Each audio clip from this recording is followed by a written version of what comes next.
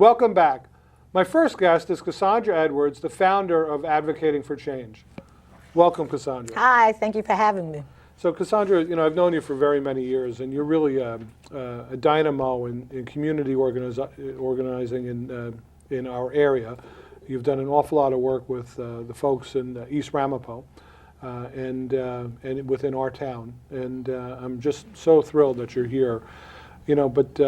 Since I know all this about you, I want our residents and our viewers to learn a little bit about you first, and then we can talk a little bit about Advocating for Change and the work that you do to help children and families within our community.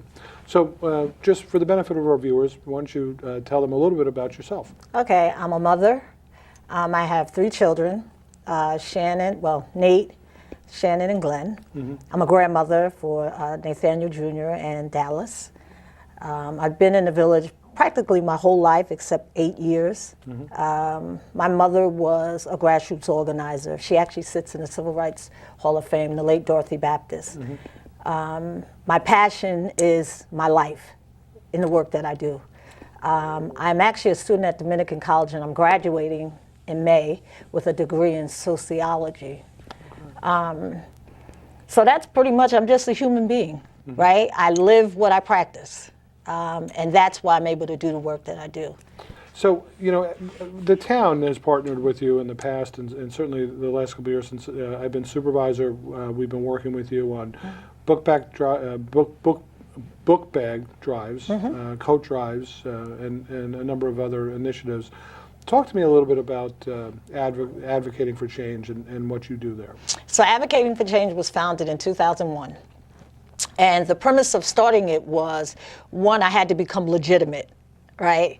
And I went through this whole transition of figuring out what it is I do. And I came up with, I advocate on behalf of people. So that's how the name came in existence. Mm-hmm.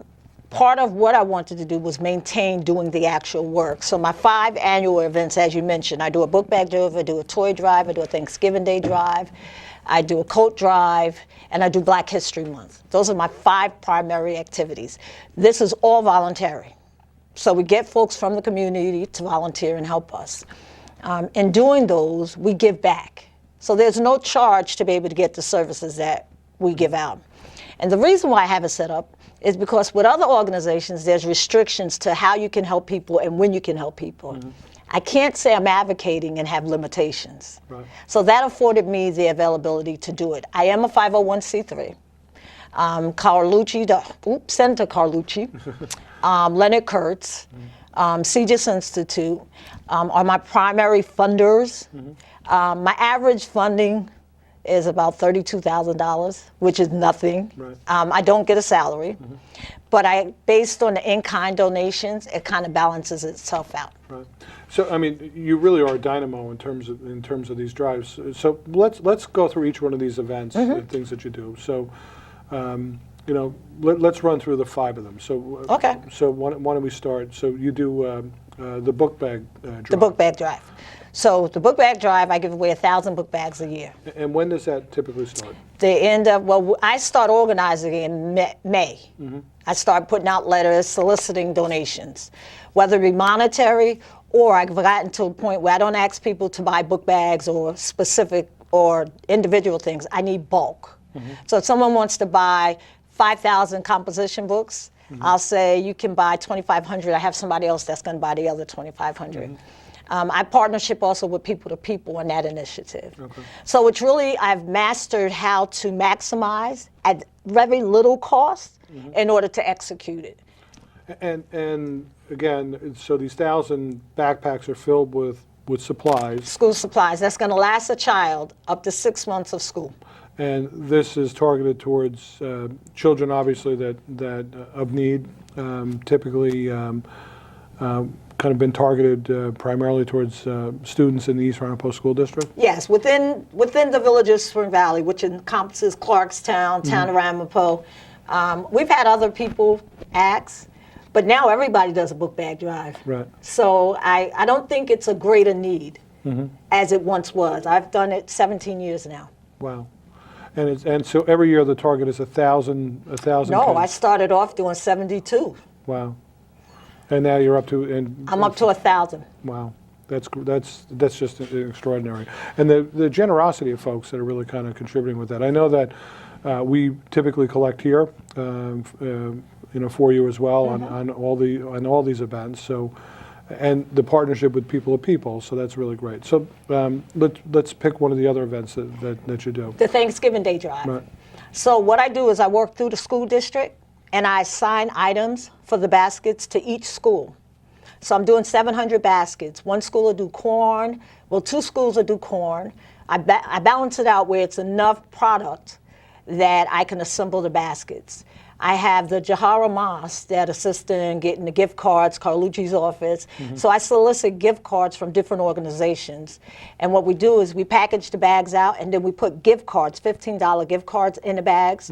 So whether the family eats a chicken or a turkey or a hen, they have the option to be able to go to that grocery store and pick it up. Right. And I think it brings humanity. I did realize, I got smart, they can't buy beer and they can't buy cigarettes with those gift cards because I had to use wisdom in also doing that. So I think people realize, they look forward to it, unfortunately, but they look forward to being able to have someone drop a basket off. And that's how we do that. And you also do a coat drive. So let's talk Yeah, about the coat drive is really awesome because so often I actually call different people and I have them put coats in their cars. And in the middle of the night, we go through the community and we drop off coats. Okay. Because some people are not going to go to an organization and say, I need a coat.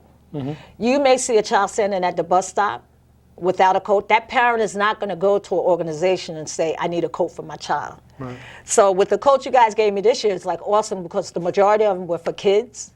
I had one mother come and she has 5 kids in tears, stating like, I didn't know where I was going to be able to buy coats, where I was going to get the coats from. So I had her, I opened my trunk and I was like, pick out your coats. Wow. So she was able to get coats for her kids and it brought humanity back because she didn't have to be embarrassed about saying, wow, I can't even afford to buy my kid a coat. Yeah, that's just absolutely a remarkable story, incredible. Again, because you don't want to lose the person in this. I mean, that was always a struggle for me in the not-for-profit world when I worked with people with disabilities and people in poverty, because the struggle would be to try and remind some staff, not all staff, but to remind some people that would be interacting that people are more than a diagnosis.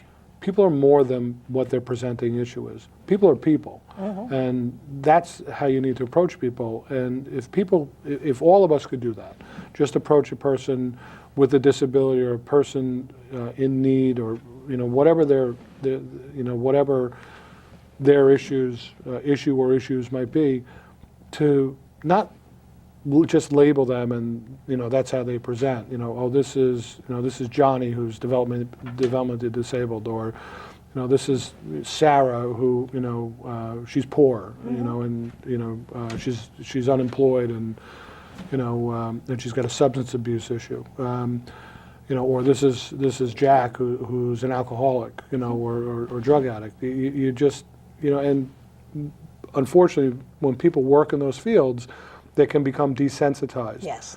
And where then it just becomes, it's not Jack. Oh, I'm dealing with this drug addict today. Oh, or I'm dealing with this disabled guy today.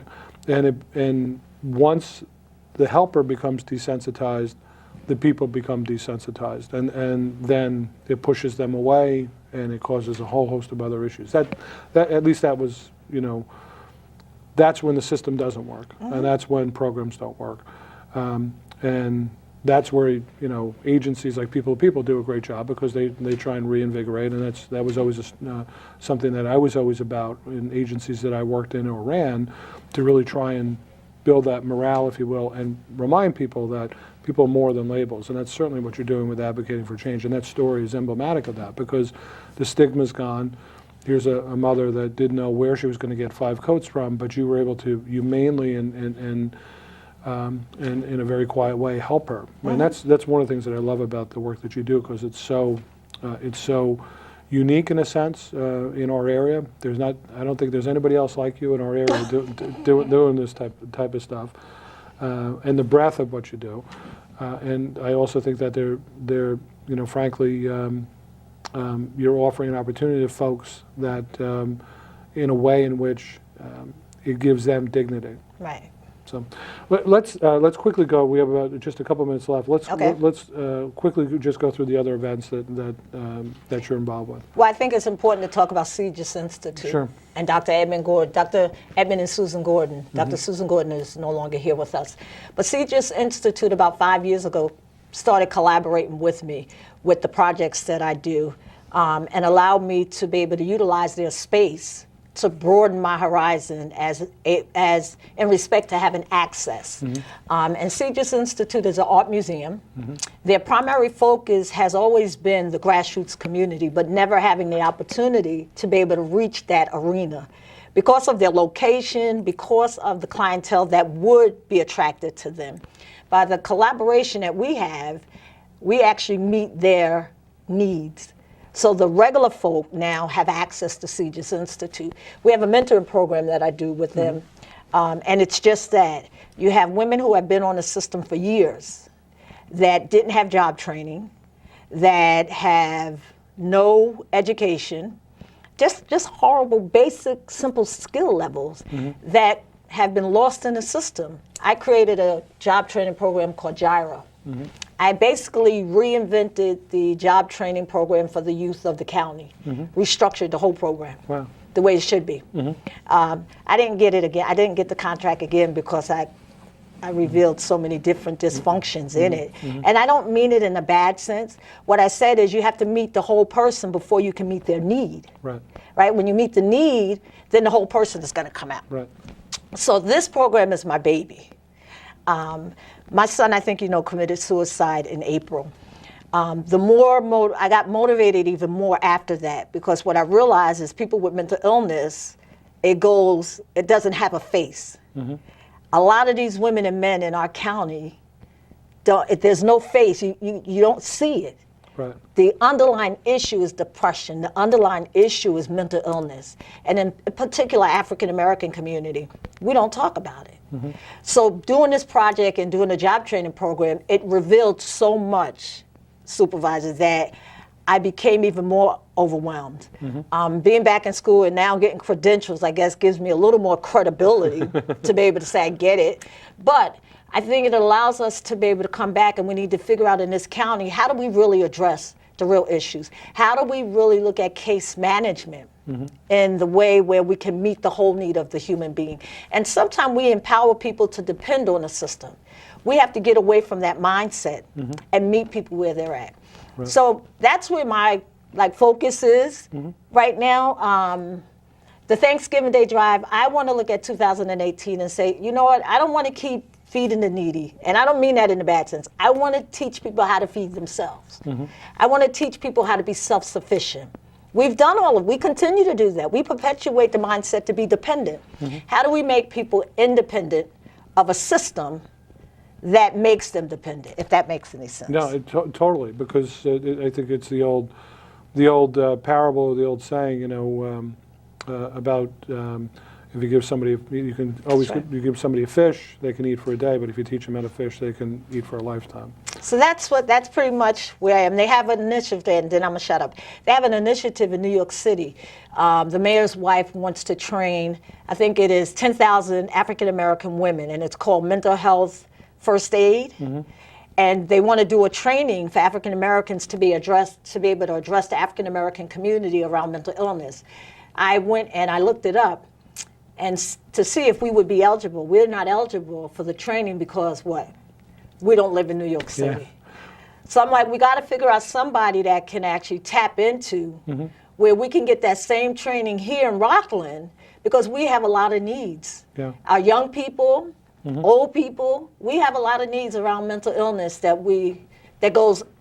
Oh no, absolutely, and I can tell you that in a lot of our calls with our police department here in Clarkstown, will involve calls around emotionally disturbed individuals, and so there are areas where you can go, like the Bridges, formerly Rockland Independent Living Center, has a veterans peer mentoring program, which the Dwyer program, we've had a number of folks on this show that have talked about that program, and there's some opportunity there. But there doesn't. I agree with you. NAMI has some stuff, but that sounds like it would be a wonderful opportunity. I'm happy to have a conversation off the air with you about Okay. how we might be able to do something here in Clarkstown and the county on that.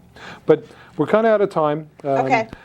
Cassandra, I'm so thankful that you came on this Well, thank you program. for inviting me. You know, and just the work that you do and the grassroots organizing that you do is just remarkable, and it's changing thousands of lives. And I think the other lesson learned here is, like so many folks in positions where they're helping individuals, not only you're changing those thousands of lives, but you're changing yourself as That's well. right. And it's been just a pleasure for me to not only have you on the show, but to call you a friend and to watch you these very many years and what you've done within Clarkstown and what you've done within the Spring Valley and within Rockland County. Well, So thank you so much. thanks for being my guest. Thank you so much.